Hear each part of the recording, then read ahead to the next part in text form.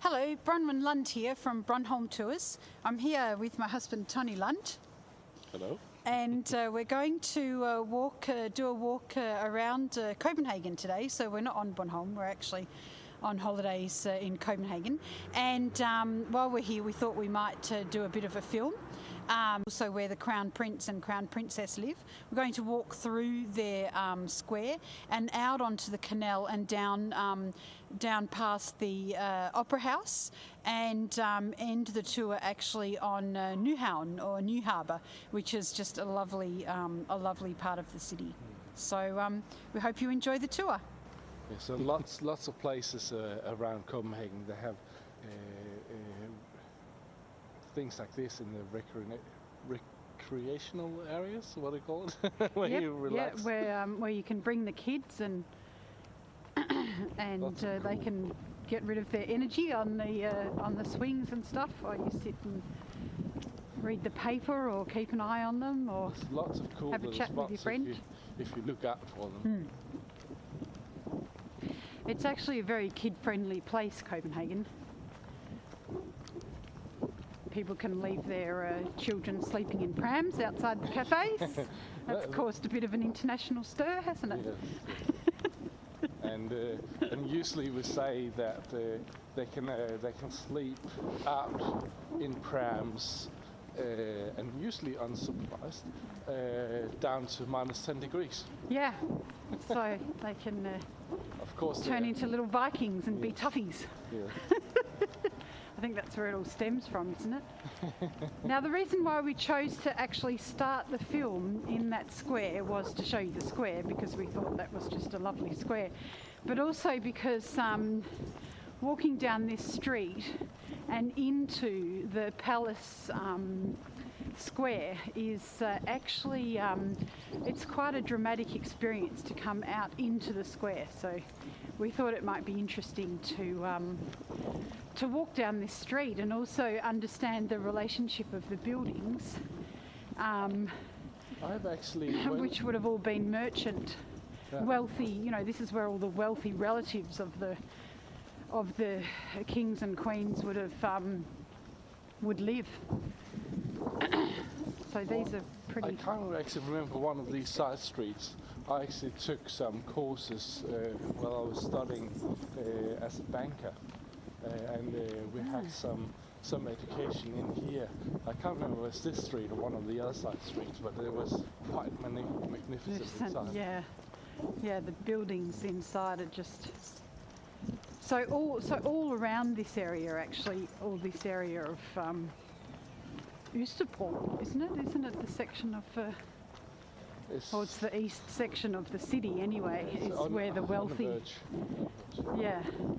Where the wealthy lived. Oh, we've got a soldier. And that's another thing about this, is that we can just walk into the square and walk through, and you know, it's not too much of a security issue. Although I'm sure they'll keep a watchful eye on us.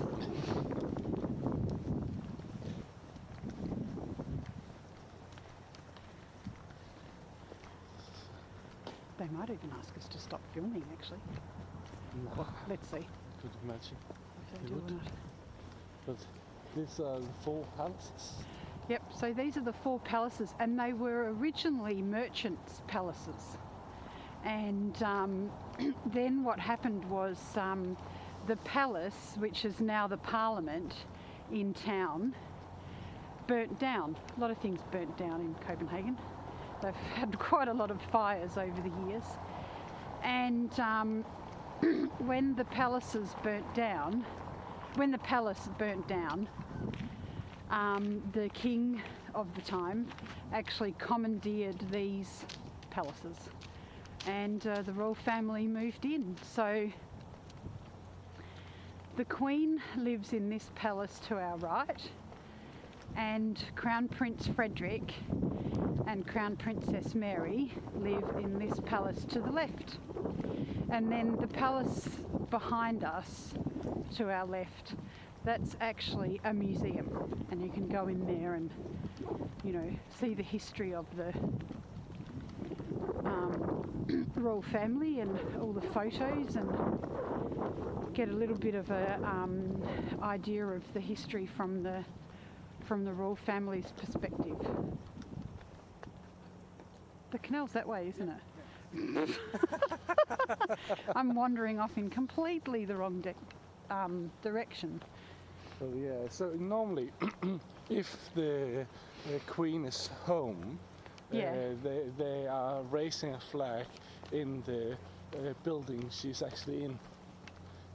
So right now there's actually no flags on any of the poles, which means that she's not here at the moment, or the Crown Prince. So they're travelling or something. Travelling or in one of the other castles. So she lives in that one, Yeah. right? Yeah. And they live in this one. I think so. Well, anyway, they live very comfortably in these nice big palaces. And they're very down to earth, aren't they? Yeah. Like I got a message from a colleague of mine, and she was saying that the Queen was travelling in the same plane as her, just 2 seats up, in business class. So there's no private jets or any of that sort of caper. And once they were out driving, and the car broke down, and the Queen got out and fixed the car because she used to be a mechanic during the war.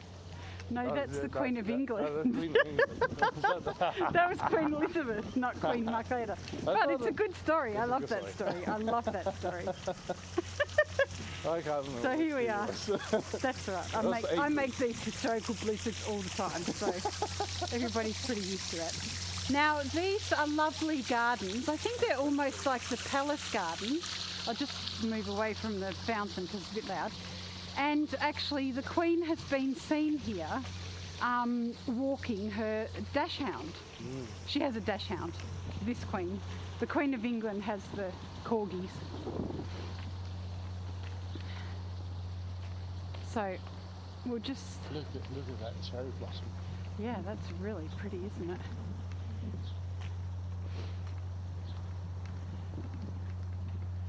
And so behind the cherry blossom tree, which is really beautiful, is I think the translation into English is actually pack house, isn't it? Yeah. Or it's pakhus in Danish, right? Storage, like the storage buildings, because this canal, which is over to our right that we're going to go out to in a minute, is like the major waterway transport for the city. So this is Copenhagen Canal we're coming out to now, and we can see the Opera House on the other side of the city, which was a gift from Maersk, wasn't it? Yeah, I'm pretty sure. He donated quite a lot of money to help build it. Some people call it the toaster because they think it looks like a toaster. It's certainly not on the same level as the Sydney Opera House, which of course was designed by a very famous Dane. I think this is supposedly going to look like an apple on the inside or something like that. And it's really hard to see now, but if you see it in the right light and from the right point of view, it actually looks like a wooden apple inside. So I don't know if Apple has actually donated some money to it as well. Yeah, maybe they have. That could be something.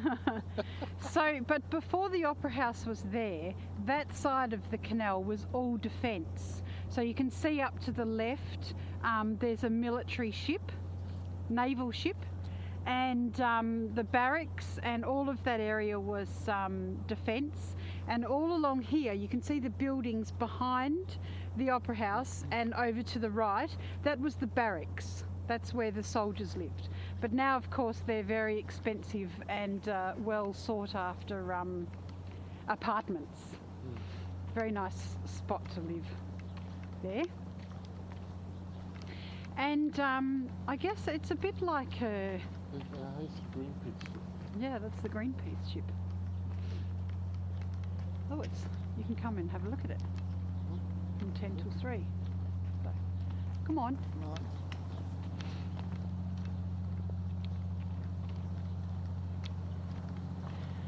And so, so this area along here over the last, what do you reckon, Tanya, about 15 years has undergone major reconstruction, hasn't it? Because this was all a bit, I think when I first came to Copenhagen, this was all a bit of a mess, really. And they've built that, whatever that is out there to the left, like a kai or a... Yeah, that's been built I'm sure in the last 5 years or but so. over there, that's skuespillerhus for the actor's house or whatever. Yeah, there's a lot. It's a playhouse, isn't it? There's a lot of plays and stuff that go on there, but that's new. That was only finished a few years ago. I think that area in the middle, isn't that for exhibition space? Come on, It could be exhibition space and stuff like that. Yeah, I would assume so, because I can't see any other purpose for it. Of course, people can anchor ships and stuff, but I think primarily Look at that boat. would be to have plays and stuff like that. Yeah. So a few nice luxury seafaring vessels moored here. So. And again, over to the right here is an old storage. This would have been where, a storage house for all the trades and goods and things coming through the city. But it's actually now been converted into a hotel. And the restaurant here, it's called Salt. It's very nice. They make some really good food, really interesting combinations of food and stuff. So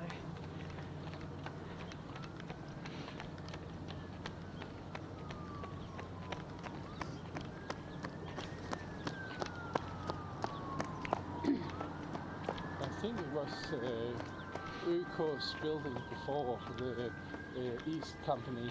I think there was their buildings beforehand.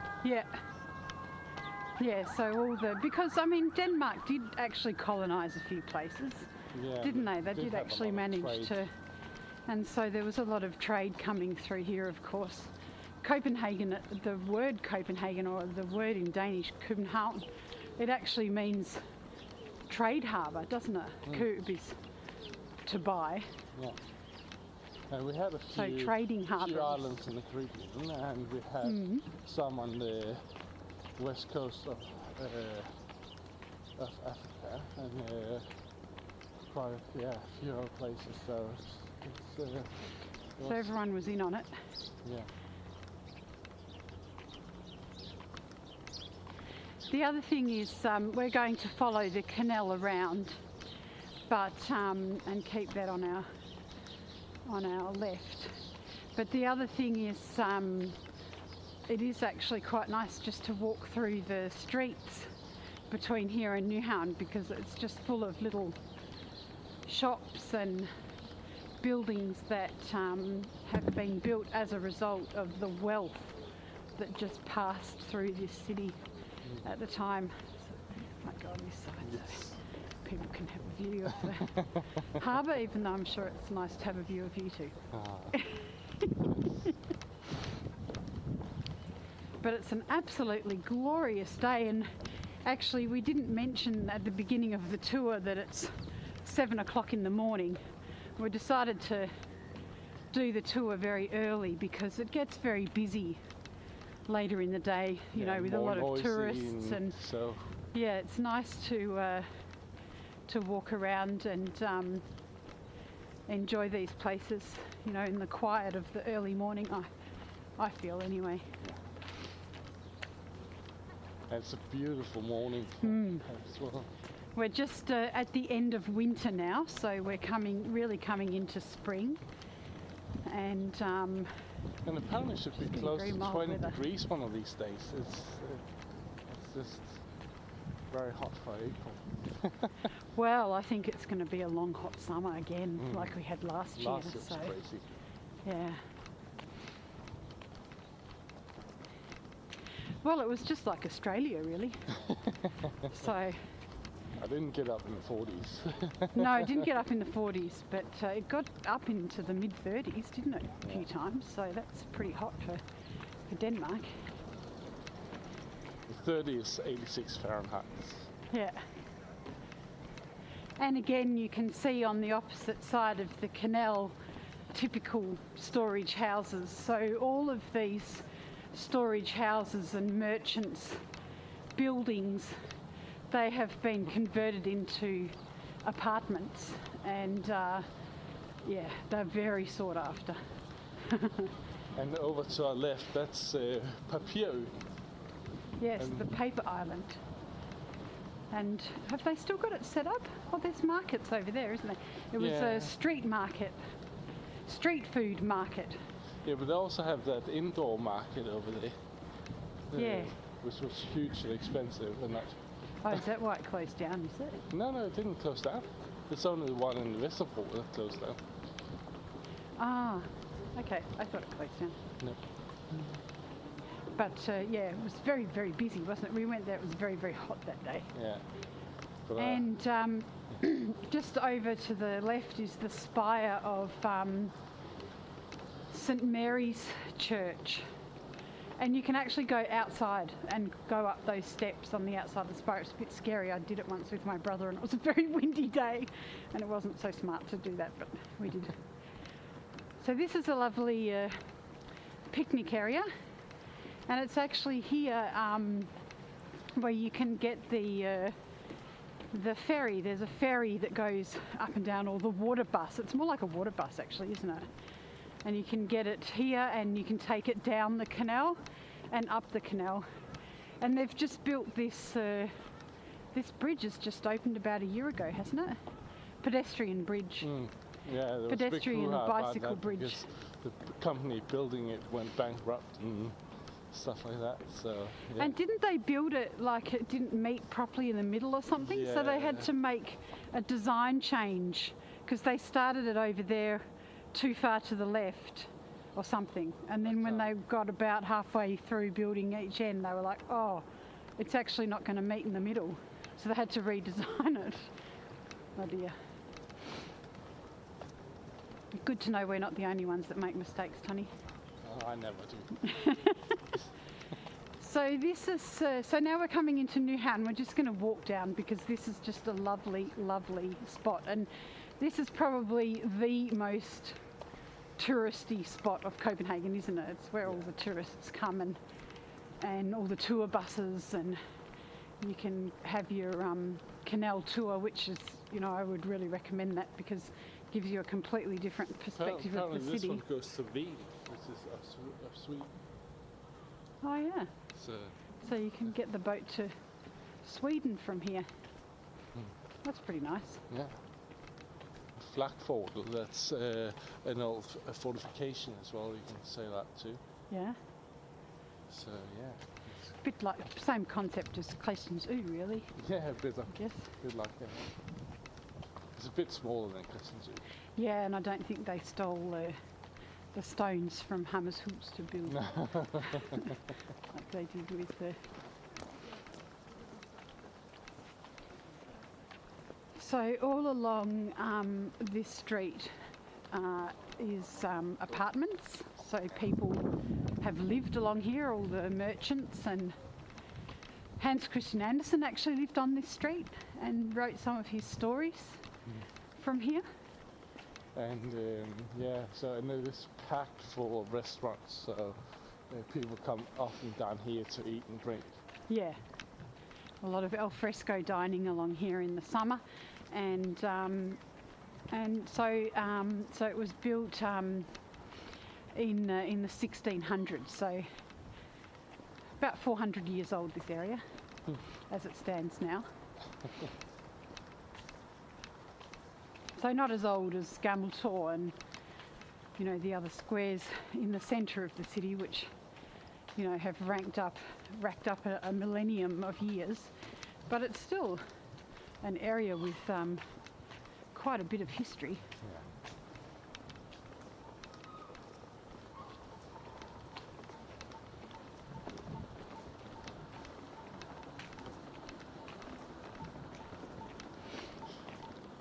Once I was going water skiing, I got picked up here by the motorboat when we went out water skiing. I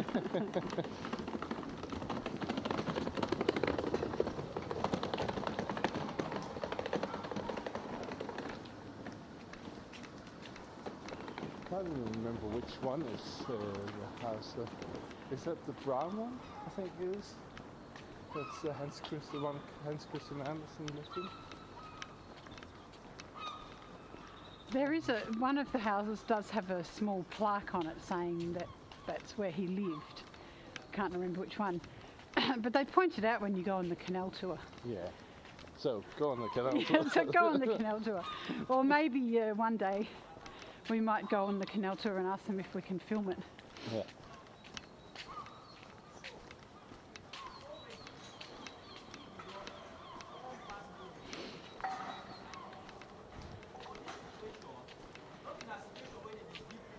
But it's just lovely buildings, and I just think it's a really nice proportion. Nice proportions. So not in a situation where we need to come, if we get time, say we can call you for access police situation, waiting back people. There was no such time. Setting up the restaurants, getting them open for lunch. Genuinely think I'm saying, I want to know now which one we manage.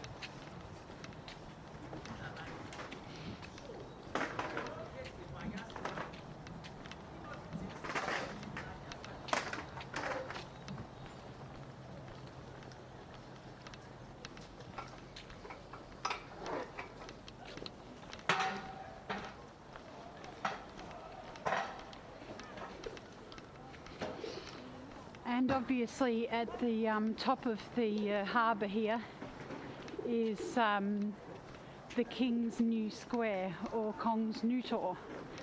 And that was also built as part of this whole complex by Christian IV to open up the city and have a very graceful square rather than the muddy marketplaces that were. And in here, that's Hong Kong. That's the bar that never closes.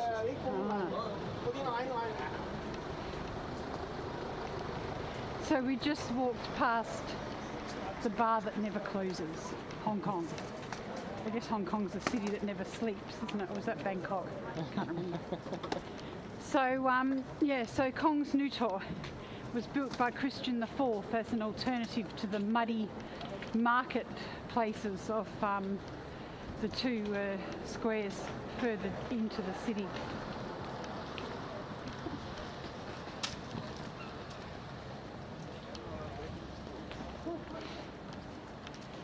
So here we are at the memorial for the Fallen seamen. The Second World War. And we're going to end the tour here. Hope you enjoyed it. This is Bronwyn and Lund signing off. Bye-bye. Bye for now.